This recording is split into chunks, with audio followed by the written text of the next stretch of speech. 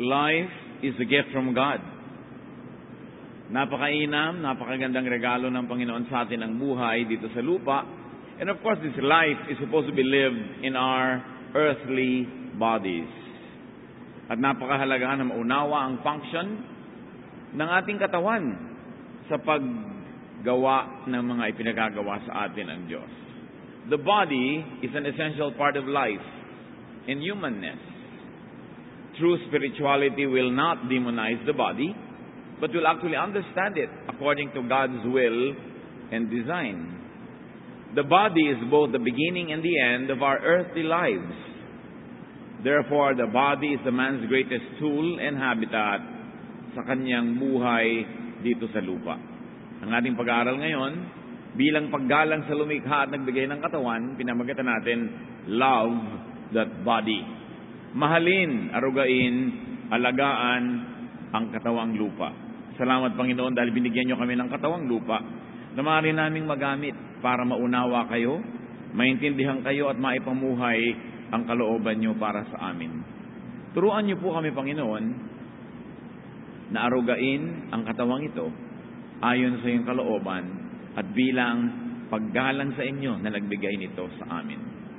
At this time, Father, we ask you to cleanse us, forgive us our sins, enable us to hear your word so that we may change from glory to glory.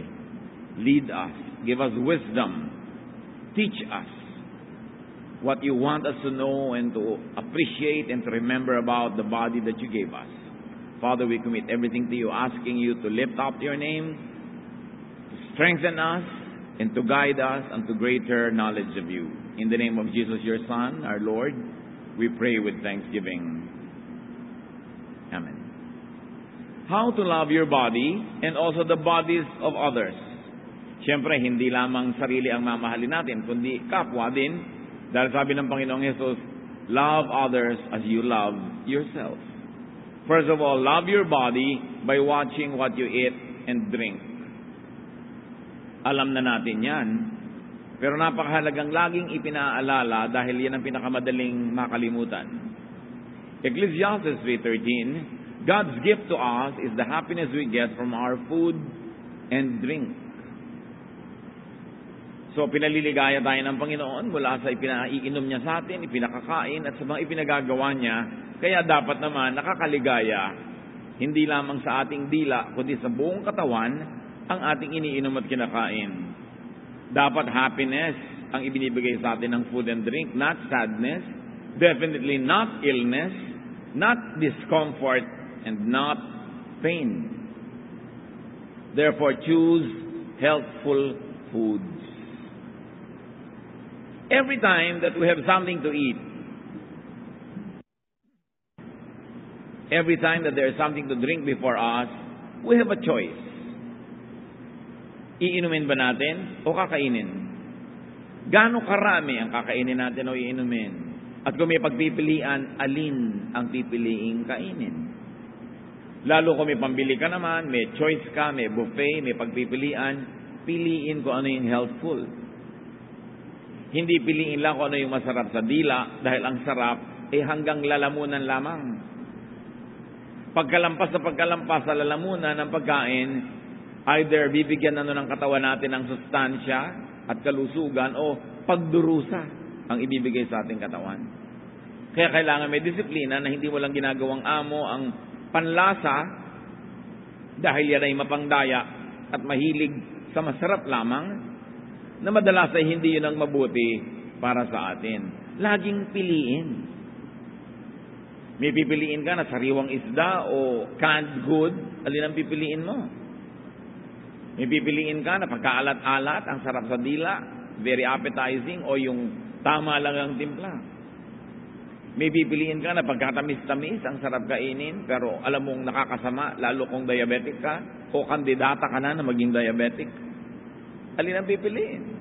Tubig na maligamgam na kasing temperature ng katawan o pagkalamig-lamig na tubig na pag ipinasok mo sa tiyan mo ay magtatrabaho doble-doble ang iyong katawan para siya painitin at para itama sa body temperature mo.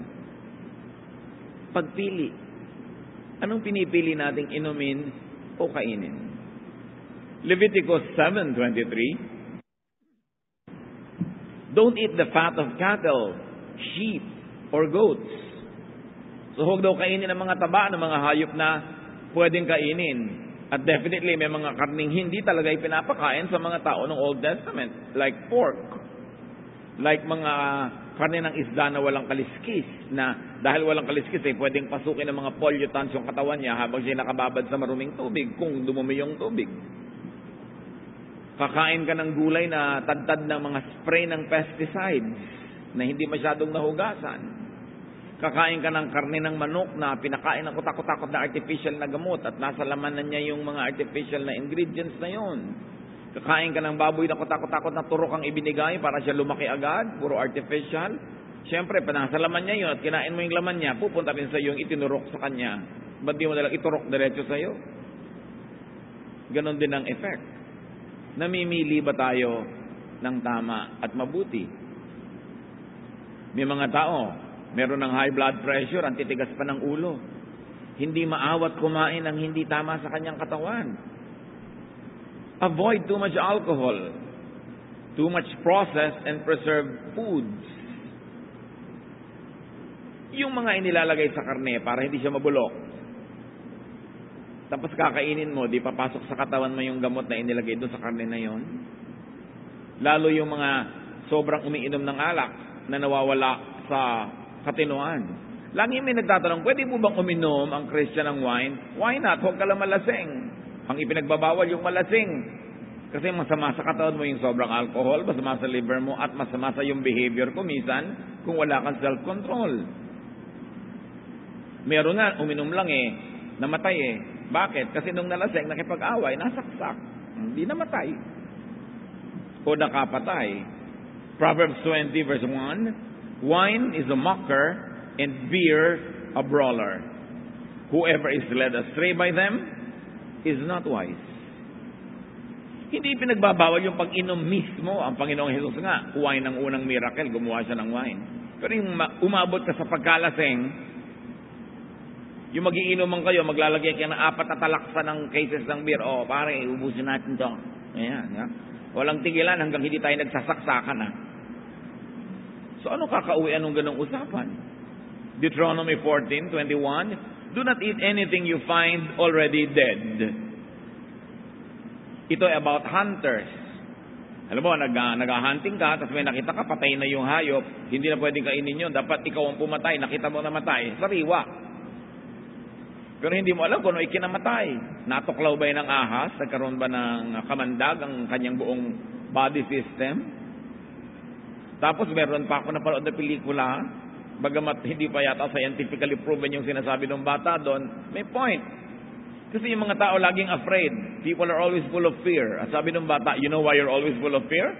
Because you eat animals. At sabi nung nagtatanong, anong kinalaman ng pagkain namin sa karne sa fear? Lahat ng karning kinakain nyo, kinakatay muna yung may-ari ng katawan nun. At siyempre, pagkakatay na siya, namamatay siya, natatakot siya.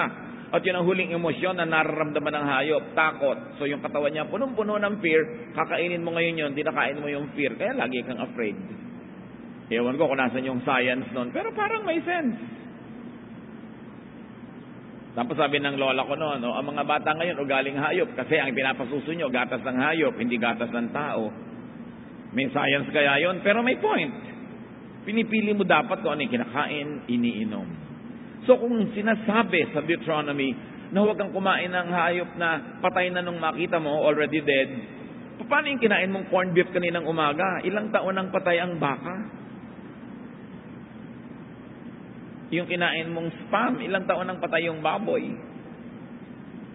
Yung kinain mong hotdog, sigurado ka ba na ang laman nun hindi dog? Pag sobrang durug-durug na yon, kung ano-ano ng mga laman yan, mga tenga, mga kuko, mga cuticle ng hayop, nandun na lahat, mga extenders, mga harina, lahat na, kasi hindi mo naman nakikilala kung ano yung kinakain mo. And of course, watch your FSS, or your fat, sugar, and salt intake. Namalat na ang mga doktor, kapapaalala sa atin yan. Bawasan ang pagkain ng taba, ng matamis at maalat. Yung mga masasarap. Do not overeat Sabihin nyo nga sa katabi nyo yan. Lovingly, lovingly. Hindi judgmentally. Proverbs 23:2, put a knife to your throat if you are given to gluttony. Sabi ng Contemporary English Version, don't go and stuff yourself. That would be just the same as cutting your throat. In other words, kung kakain ka, huwag lamon. Sabihin sa katabi, huwag lamon. Kain lang. Diba? Meron akong kilala na matanda, sabi niya, alam niyo, uso sa bayan namin, ang tao, pag nabubusog, tumitigil ng kumain. Hindi yung nagkakanda-bundat-bundat, ayaw tumigil. Because overeating overworks your body. Sobrang napapagod ang inyong katawan sa biglang-biglang pagdami ng pagkain sa loob ng sikmura na dapat tunawin. At pag magtatrabaho na ang sikmura, lahat ng dugo ng katawan nagpupunta sa sikmura kasi siya magtatrabaho. Kaya yung dugo sa brain nawawala. Kaya aantukin ka pag sobra ka nabusog. Yung mga dugo sa iba't ibang part ng katawan mo pumupunta sa tiyan lang. At pag tinulugan mo ang sarili mo na busog ka, yan yung mga nababangungot, yan yung mga mga nangyayari sa katawan nila kasi natutulog ng hindi pa tunaw ang pagkain.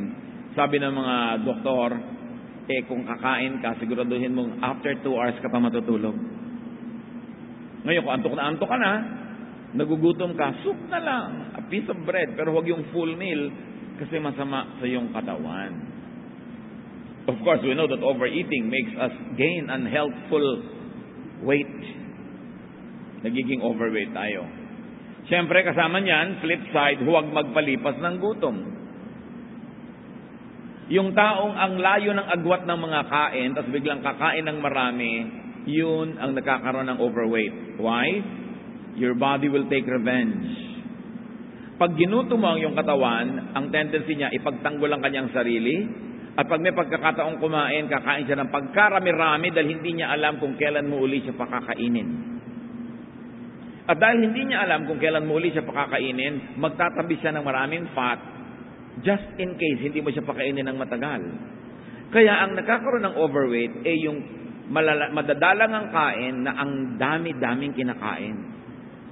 Pero sabi ng mga dietitian, kung gusto mong mag-decrease ng weight, kumain ka ng konti-konti na madalas.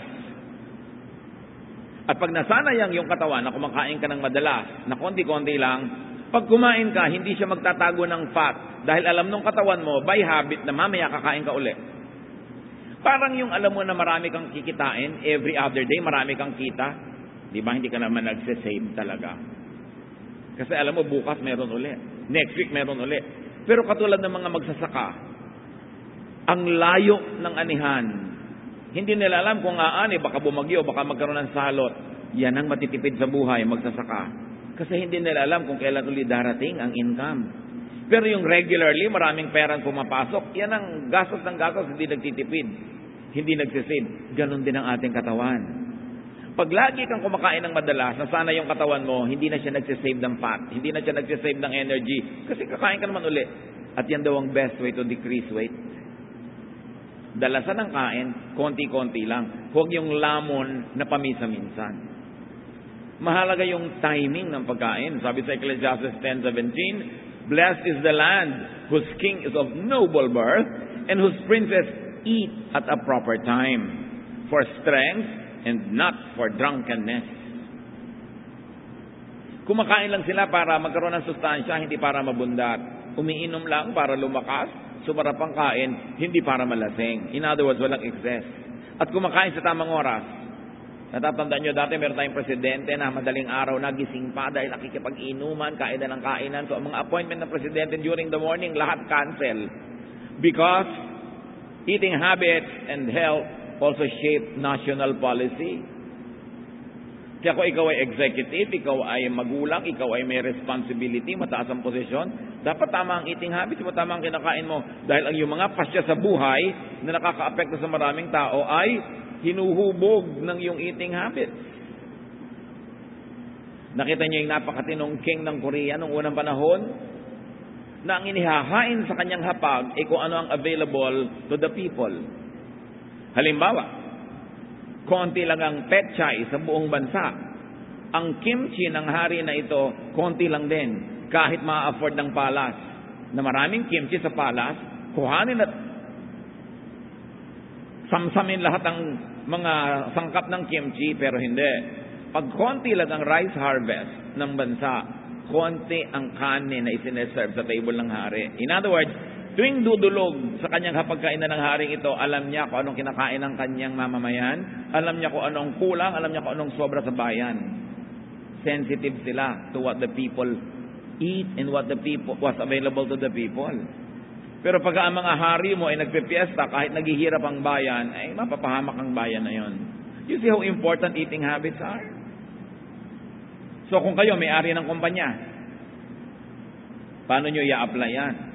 Kung gusto natin talagang maging mabuting tao sa ating mga nasasakupan, yung bang kinakain natin sa ating mesa ay available to our workers? Kahit hindi ganun kataas sa quality o ganun karaming quantity, pero makaka-afford man lang ba sila na makatikim-tikim ng mga ganung bagay o makakain ng maayos? How can you eat so well when people under your authority go hungry? Yan ang mga tunay na religiosity at spirituality sa maliliit at mamunting bagay ng everyday life. So as we have said, eat small amounts but often. Hindi napapagod ang digestive system, hindi nagtatago at nag-iimbak ng energy na nagiging fat dahil madalas ka namang kumakain. And drink lots of clean living water. In other words, hindi distilled water kasi dead water yan. Walang nabubuhay doon sa distilled water. Dapat ang iniinom mo, may nabubuhay. Huwag naman mga butete, kung ano-anong mga mikrobyo, pero may life dapat ang water. Water is very, very helpful.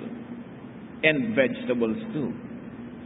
Nakakapagtaka kung bakit yung vegetable ay helpful, pero huwag na kayo magtaka. Lahat ng hayop na kinakain ay green leaves or vegetables, masisipag, malalakas at mababait. Isipin ninyo ang elepante, isipin ninyo ang kalabaw, isipin ninyo ang mga baka.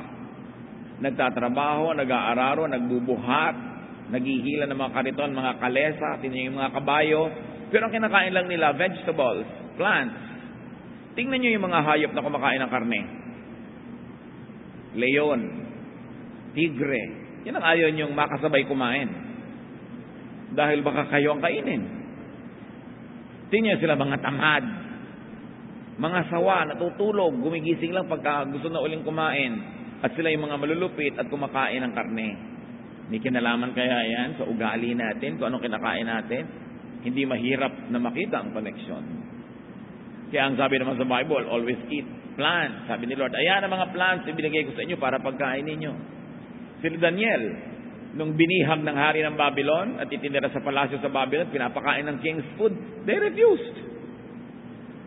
Daniel 1:12, please test your servants for 10 days and let us be given some vegetables to eat and water to drink. Ayaw nilang kainin yung king's food.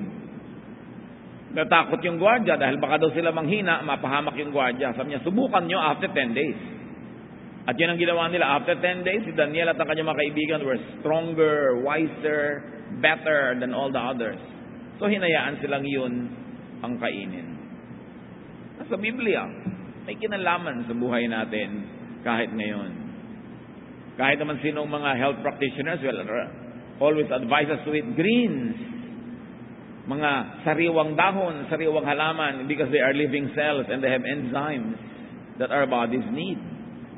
Gulay nga, pero matapos mong igisa, iprito, ilaga, iihaw, tinorta mo pa, wala na, natirang sustansya doon, overcooked. At si Timothy, nung hindi gumagaling ang sikmura, anong sabi ni Paul? Kasi puro tubig lang ang iniinom mo, baka marumi pa. 1 Timothy 5:23, stop drinking only water. Take a little wine to help your stomach trouble and other illnesses you always have. So let us not demonize wine. Pero sabi, take some wine, a little wine. Hindi ka para malasing, but for you to enjoy its medicinal value. Drink for health. And of course, you want to take care of your body, watch what you inhale. Ang hilig-hilig mong mag-running ka ng run, diyan ka naman sa Taft Avenue tumatakbo. Pumasok na sa baga mo lahat ng carbon monoxide and the other pollutants. So akala mo lumulusog ka? No, sir. Avoid inhaling carbons and fumes and smoke and other harmful chemicals. Yung mga chemical spray sa bahay, mga kapatid, spray na against lamok, ipis.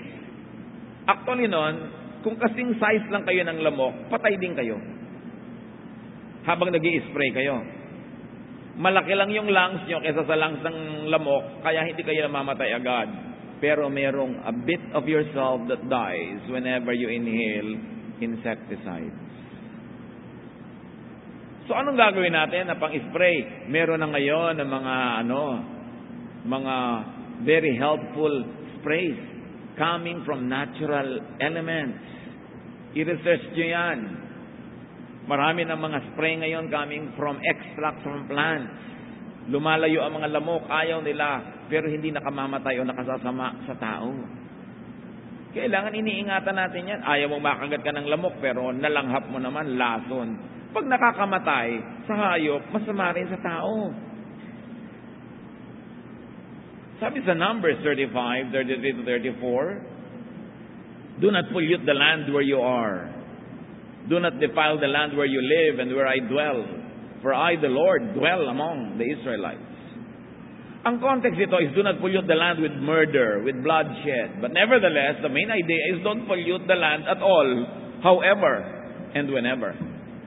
So love your body by working and resting properly each day. Work enough, rest enough. Dapat may balance.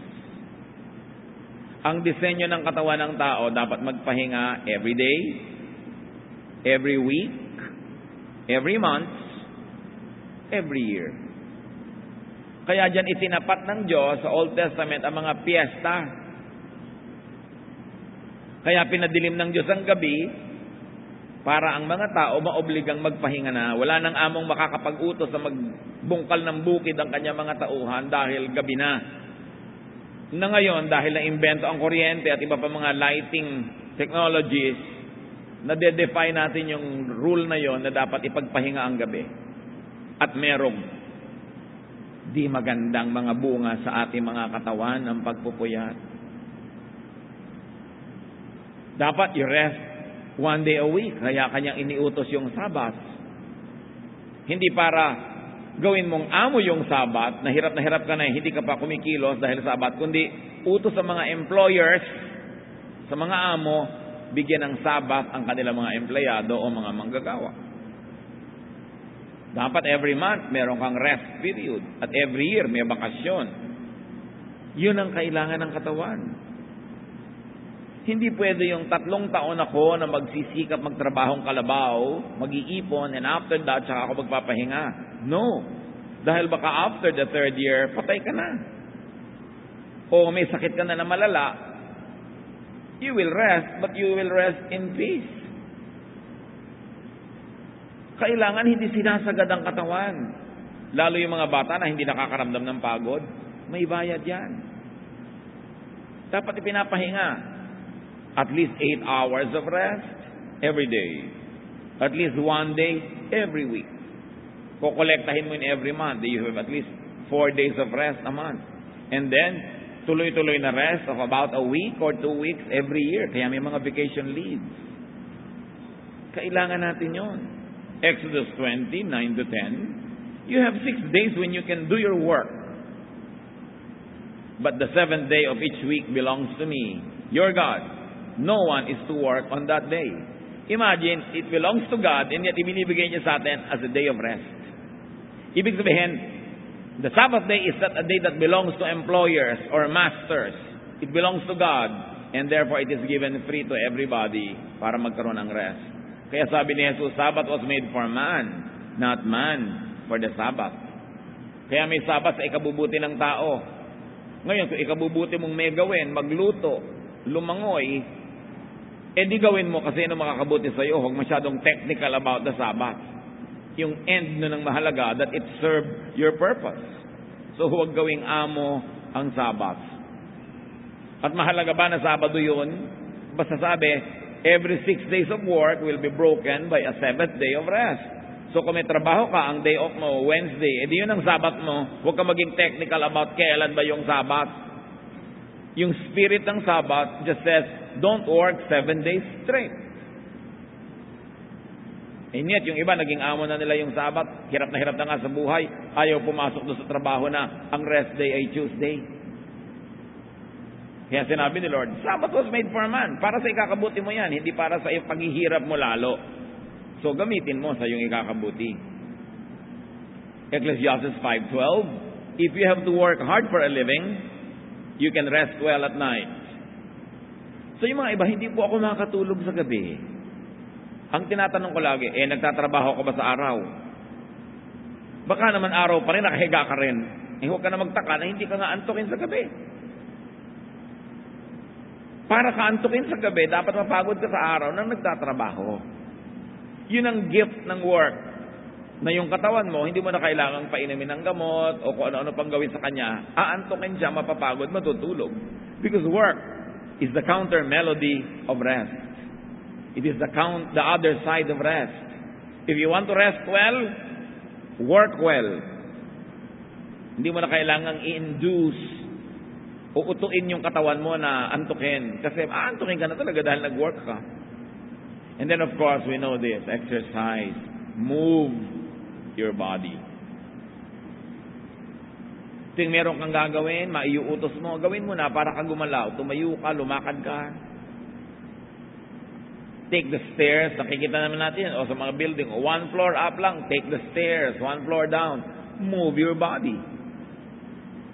Every time you move your body, as long as it is not injurious to your joints, your bones, it does you good. Kaya yung sobrang automation of everything could not be good for the body. Kung kaya mo maglaba manually, kahit may washing machine ka, do it. Kung may oras ka, para na rin exercise. Lalo rin yung mga bula, hipan-hipan mo. Turn it into a game, into a play. Mas maganda yung maraming manual na ginagawa, hindi ilalagay mo pa yung gulay dun sa automatic chopper, kaya mo naman tantarin. May oras ka naman, do it. Nakatipid ka pa ng kuryente. Mainit, edi magpaypay ka. Kaysa mag-electric fan ka lagi o mag-aircon, kasi kapapaypay mo, nasusunog din ang mga calories mo. Nakakapayat din yan. Kaya yung mga aircon, yun ang mga nag-overweight. So katatrabaho ng yung katawan, ikinakabuti mo yan. The body was designed to move. At kung gusto niyo ma-appreciate ang disenyo ng Diyos, panoorin niyo yung mga athlete. Panoorin niyo yung mga contortionist, mga dancer, yung mga nakikipag-compete sa ice skating, kung ano-anong ginagawa nila sa katawan nila, pwede pala. Design ng Lord na ganun yun. Sabi ng 1 Timothy 4:8, exercise is good for your body. So exercise, movement, all of these are important. Have enough hours of deep night sleep. Health challenge talaga doon sa mga nagtatrabaho sa gabi. Kasi talaga namang sinasabi ng mga scientists, iba ang tulog sa gabi. At saka hindi lang mababaw na tulog, deep sleep. Because when you are into deep sleep, the bodily functions are altered. Nakakapahinga ang ating internal organs. Kaya dapat talaga ipinaglalaban niyang tulog. Hindi hero yung halos wala nang itulog dahil naghahanap buhay. Tapos pag sinabi mo, kasi para sa pamilya ko, para pala sa pamilya mo, di dapat lalo mong alagaan ang katawan mo. Kasi pag bigla ka nanigas na paralyzed na matay dyan, lalong walang tutulong sa pamilya mo. Kailangan mahalin mo yung katawan because it is your only tool. Lahat ng pangarap, natatapos na pag yung katawan tumigil ng mag-function. Lahat ng mga adhikain, matataas ng mga hangarin, pinaliliit, ina-adjust pag yung katawan biglang nagkasakit na. Makakarating ka lang kung hanggang saan ka kayang dalhin ng iyong katawan. Ang isip mo, maraming malayong mararating. Pwede kang maglakbay sa malalayong bayan, ipikit mo lang ang mata mo, pwede mong ma-imagine yon. Pero hindi ka makakarating doon hanggang yung paa mo hindi naglalakad, yung kamay mo hindi kumikilos. Kailangang katawan mo ang gumawa nun. Kaya ang katawan minamahal dahil yan lang ang iyong kasangkapan para matupad ang mga gusto mong gawin sa buhay. Ipaglaban ng tulog. At kung magkakaroon tayo ng mga trabaho, mga ginagawa na panggabi, ang dalangin ko, huwag sanang masyadong matagal, makahanap tayo ng ibang hanap buhay. Psalm 127 verse 2, it is useless to get up early and to stay up late in order to earn a living. God takes care of His own even while they sleep. Na ang konteksto naman, sinasabing hindi nadadaan sa pagpupuyat yan, hindi nadadaan sa haba ng trabaho, hindi nadadaan sa pagpaparusa sa katawan, kasi pwede kang pagpalain ng Diyos kahit tulog ka. So paano na pagpapala ng Diyos? Yun ang dapat nating lalong unawain para hindi natin kailangang pigain ang katawan natin at pilipitin para lamang makakatas ng kaunting hanap buhay. Because God can increase our fruits.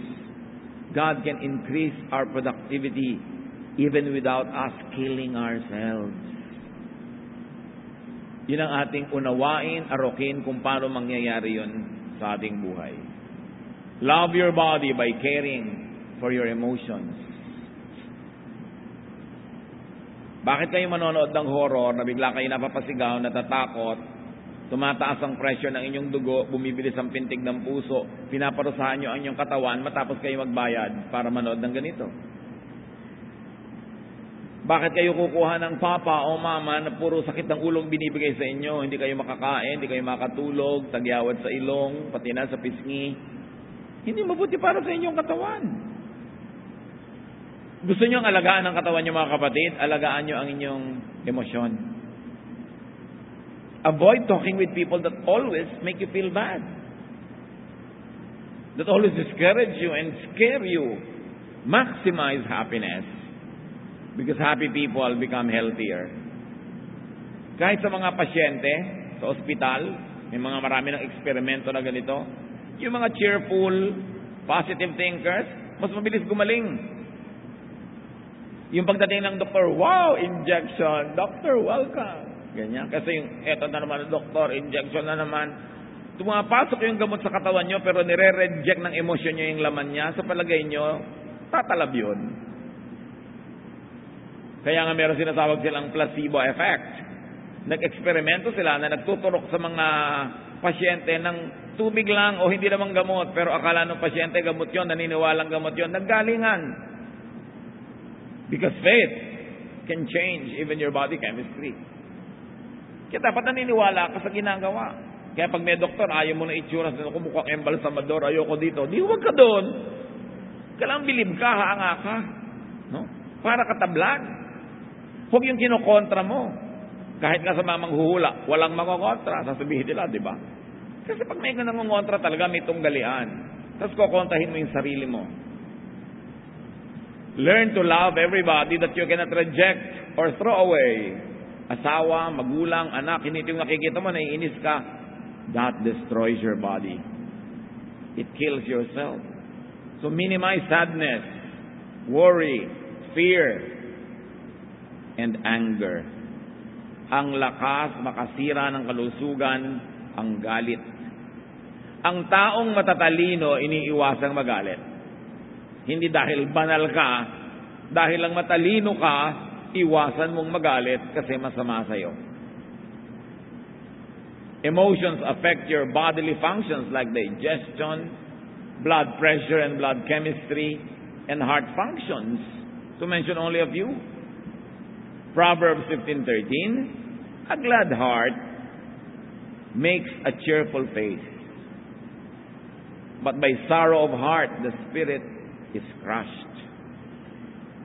So pag masaya ang iyong damdamin, nahahawa ang iyong katawan. Pag malungkot ang iyong emosyon, nahahawa rin ang iyong katawan. So sinong mauuna? Yung emosyon. Kasi yung emosyon, pwede mo makontrol yan. Yung katawan, hindi masyado. So pasayahin ang sarili. And make people happy. Ministry din na magpasaya sa kapwa. Kasi pag pinapasaya natin sila, lumulusog sila. Sabi ko nga doon sa isang hospital director, sa isang napakalaking hospital, Doctor, hindi ba pwede mga painting ang ilagay niyo sa mga hospital rooms? Mga halaman, mga bulaklak, magagandang scenery? Bakit naman po, anong problema sa nakalagay sa ating mga dingding? Madaling araw, madaling magigising ka, bigla mong makikita si Jesus na nakapako sa krus. Gano'n, nag-iisip ka na, dito pa ba ako o wala na? Bakit hindi kayo magpasaya? Bakit naman nakaka-depress yung nakikita mo na ganyan? Wala bang ibang eksena sa buhay ni Jesus na nakakapagpasaya? Yung nagpapakain siya ng maraming tao, yung nagpapagaling. Bakit kailangan ito nakakalungkot? So, pinipili natin yan. Meron ako isang dinalaw na pasyente dati, cancer patient, depressed na depressed. So, bakit nga hindi madadepress ang pasyente? Tingnan nyo ang kwarto ni walang bintana. Parang bodega ng pabrika. Ilipat niya sa ibang kwarto na may bintana, tatamaan siya ng araw, lagyan ng mga kurtina na may mga bulaklak. Pasayahin nyo. Ginawa nila, sumaya-saya ang pasyente. Kaya lang, namatay din. Pero sumaya bago namatay. Dahil bakit di mo pasayahin na yung sarili? Proverbs 15:18, losing your temper causes a lot of trouble.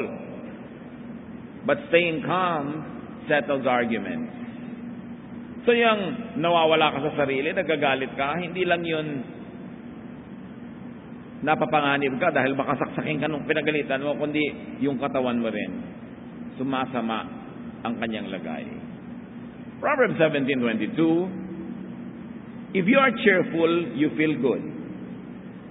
If you are sad, you hurt all over. Nakita nyo? Lungkot ng puso, iniinda ng katawan. Kailangan, pag nararamdaman mong matamlay ka, malungkot ka, magpasaya. Makinig ng tugtog na nagpapasaya, hindi nagpapalungkot. At least, huwag tumingin ng mga photo albums. Lulungkot ka lalo. Huwag manood ng mga sentimental na pelikula. Yung mga malulungkot. Masayahin ang sarili. Kasi epektado ang ating kalusugan. At kailangan pag kumakain ng tao, masaya. Huwag kayong mag-aaway sa harap ng pagkain kasi mahirap mag-digest. Mahirap lumulon ang pagkain. Hindi ka masasarapan. Sayang yung food. Proverbs 15:17, a simple meal with love is better than a feast where there is hatred. So isa sa mga ibig sabihin yan, kung dahil lang sa kagustuhan nyo na napakabongga ng kainan ninyo, napakaluho, napakaganda ng party, napakaganda, perfect ang reception, na-stress na kayo, nag-away-away na kayo, wag na lang, simple na lang. Maraming ganun debo ng anak. Nagsasabunutan na yung magnanay, nag-aaway na sila sa gown, sa kulay, nakaaway na ng nanay ang caterer, nakaaway na niya lahat ng mga ganito, ganun, kasi pagod na pagod sila. At nung party, hindi sila makakain, abalang-abala, becoming perfect hosts, but they never enjoy their own events. Sayang.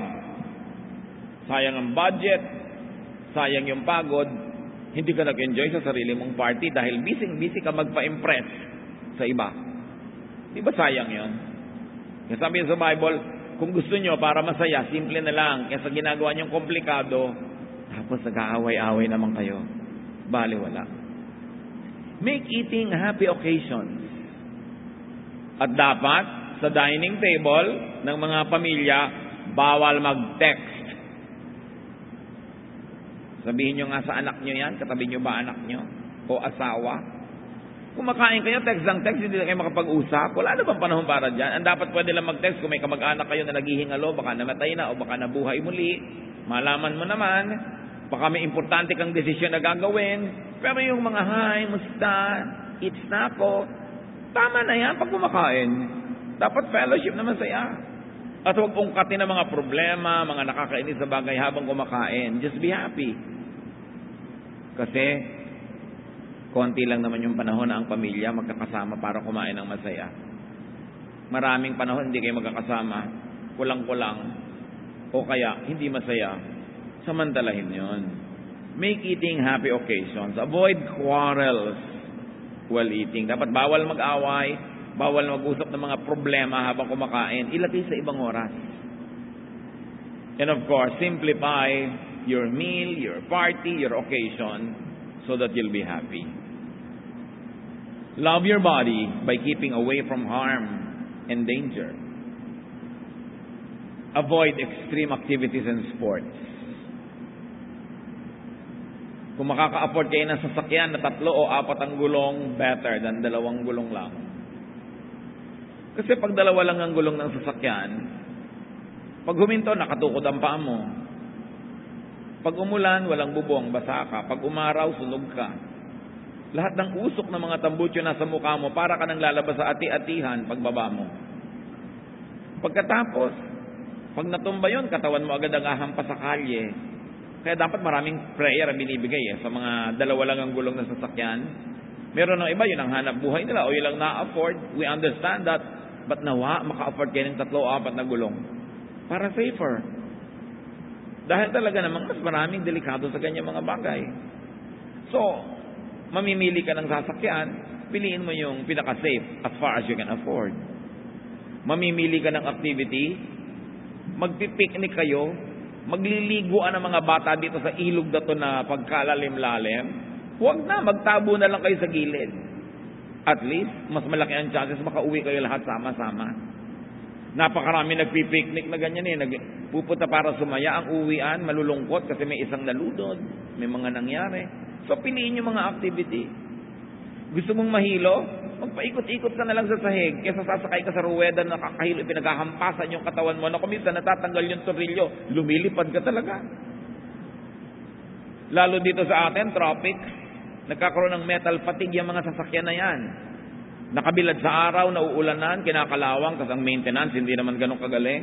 Iikot ngayon, nakita ko pa nga dati yung Ferris wheel, nagtalunan yung mga laman. Bakit? Natalupan yung kuryente, nakuryente ang buong Ferris wheel. Pagbaba ngayon ng tumalo, nabalian na, sabi pa ng nanay, yan kasi sabi ko sa iyo ayun, nasisi ka pa. Marami namang nakakapagpasaya na hindi nalalagay ka sa alanganin. So avoid extreme activities and sports.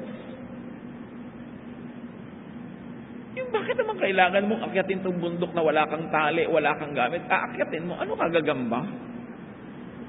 Siguro meron talagang genetically gustong gawin yon, pero alam mong isang hulog mo lang, durog ka. Pwede mangyari yon, di ba?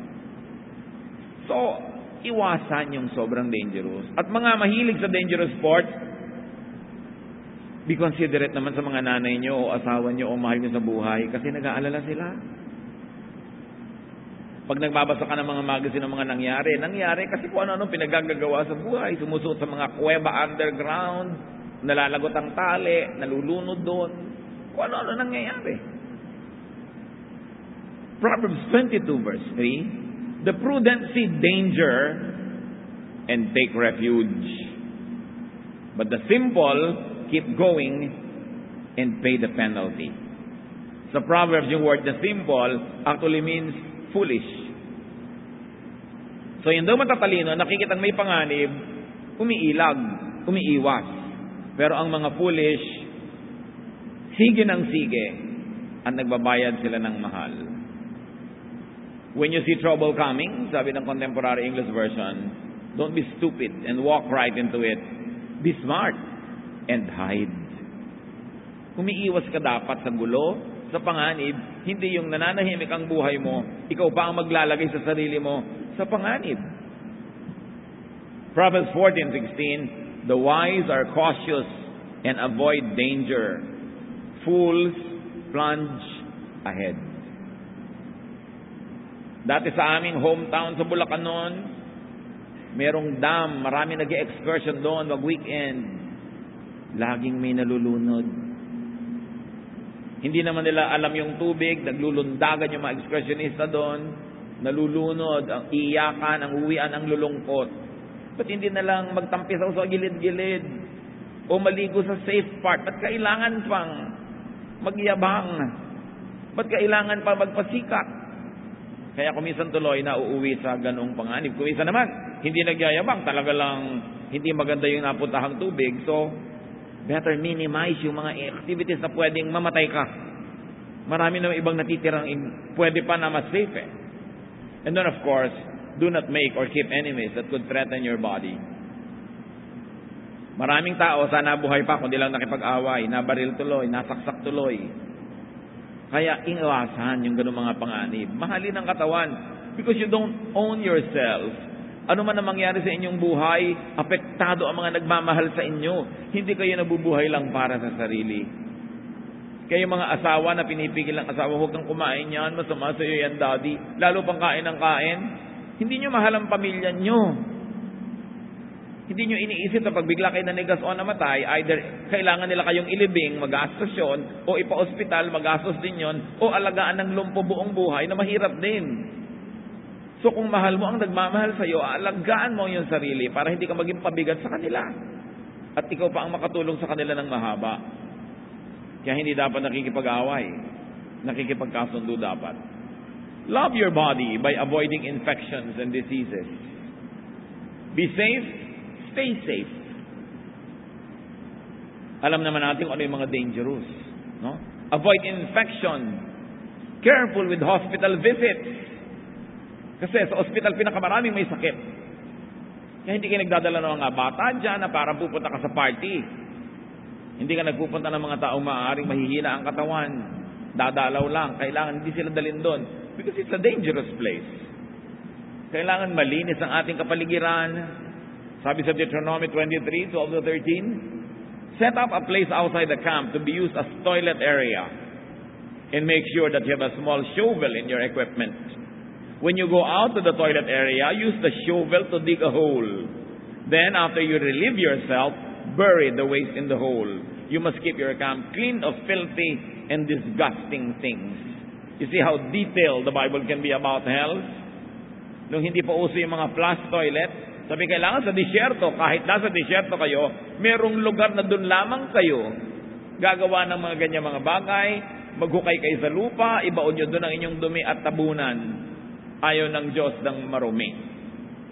Dahil siyempre, alam niya, nakakahawa ang mga sakit. Therefore, keep food clean. Especially cooks and servers.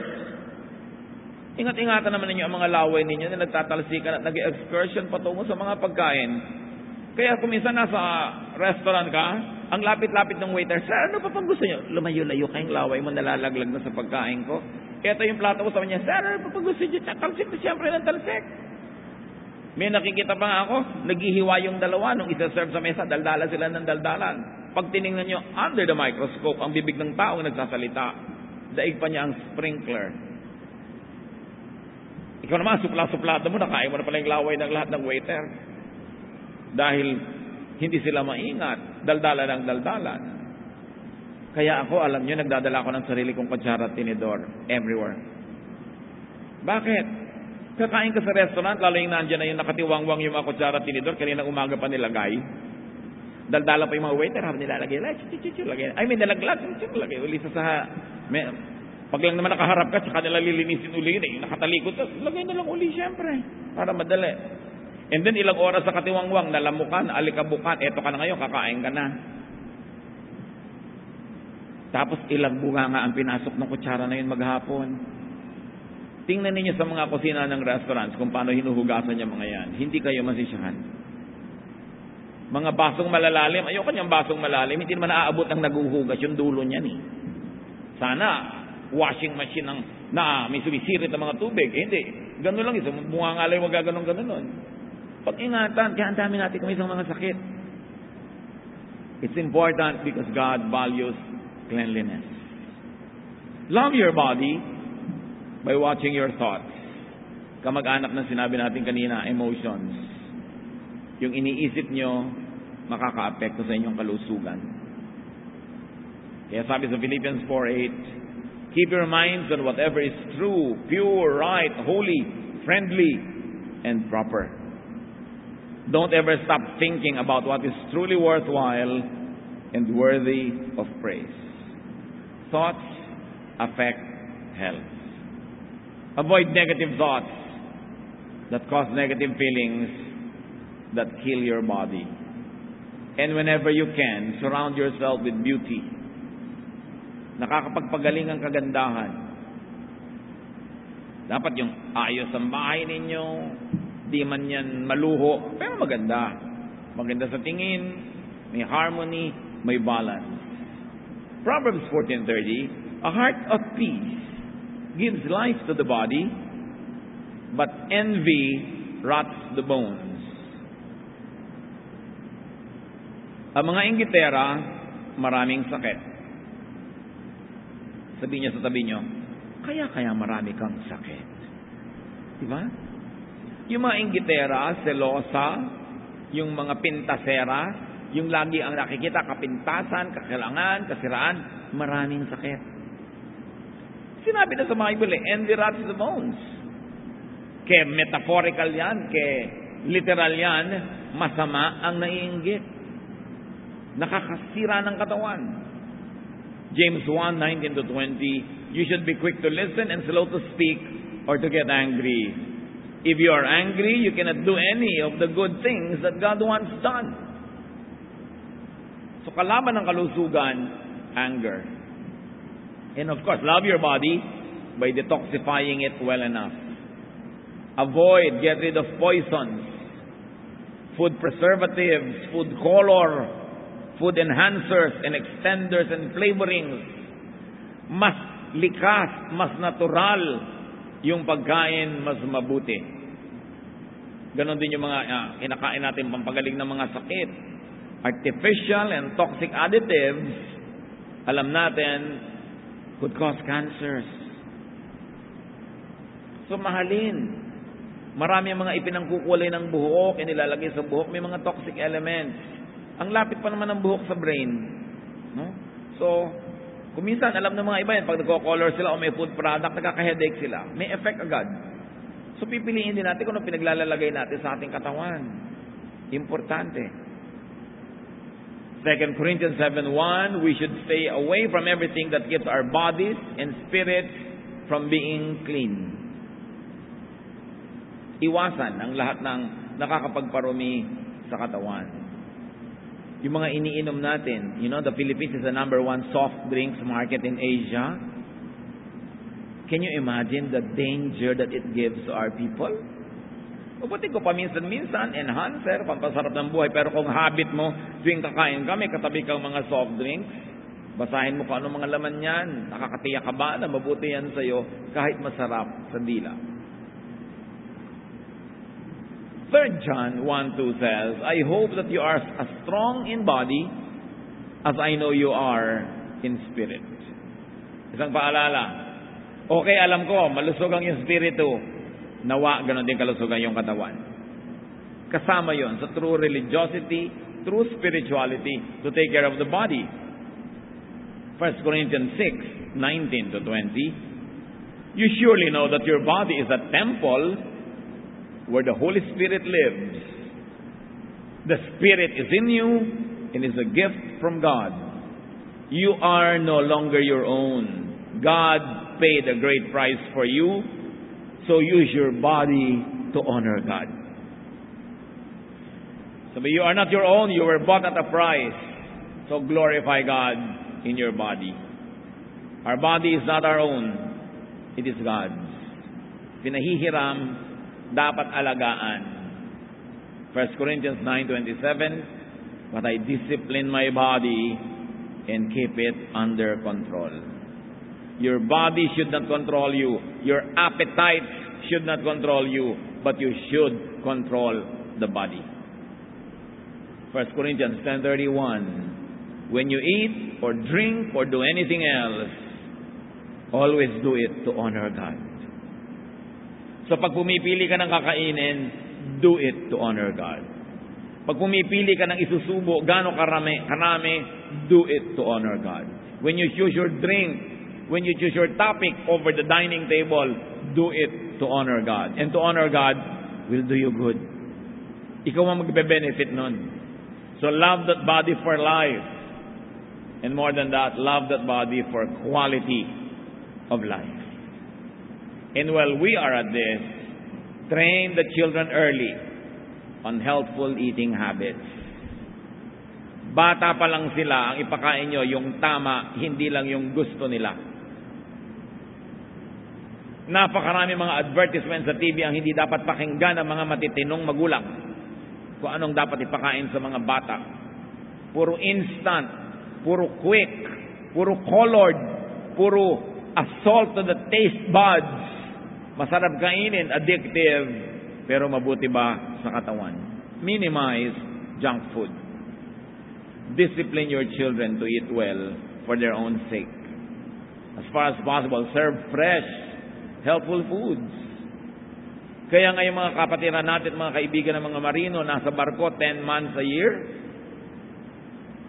Pagkasabi ko, pag nasa lupa kayo, pagka kayo merong port call, kumain kayo ng fresh fruits, fresh gulay, fresh everything, dahil ang kinakain sa barko hindi fresh. Puro may preservatives. At nakakalungkot, marami sa mga marino, nagkakaroon sila ng colon diseases, mga sakit sa bituka, sakit sa sikmura, sa kinakain na puro ilado, puro preserved. So tuwing meron, dapat ang kainin na fresh. Pamilya kayo ng isang seaman, pag nasa bahay at nagbabakasyon, puro fresh. Huwag na delata na naman, preserved na naman, para makapahinga ang kanyang katawan. God gave you that body, that tool, that vehicle, that temple. Your body is your enabler. But if you don't take care of it, your body will become your prison. Sasakyan nyo ang katawan na yan para magpunta dito at doon. Pero pwede niya rin maging piitan at kulungan kung ang espiritu nyo makulong sa isang katawang ayaw nang gumalaw o ayaw nang umandar. Love that body. It is high worship. It is high religion. Dear God, we thank you for our bodies, and now teach us to internalize all of these ideas so we can turn them into helpful habits that glorify you and extend our health. Pag-isip-isipan natin, mga kapatid, pagbulay-bulayan sa ilang sandali.